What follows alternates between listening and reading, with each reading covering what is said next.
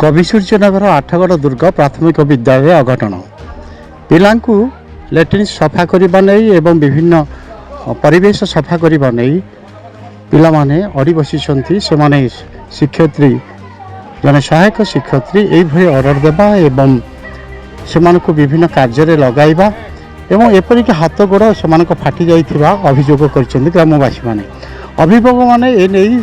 से शिक्षयित्री घेरिबा संगे संगे प्रधान शिक्षयित्री को अभियोग जनइछन्ति तेबे एई भली पिला माने एपरि ग्रामवासी माने मध्य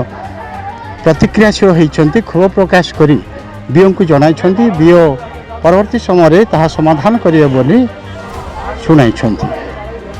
ब्यूरो रिपोर्ट प्रेरणा न्यूज टुडे।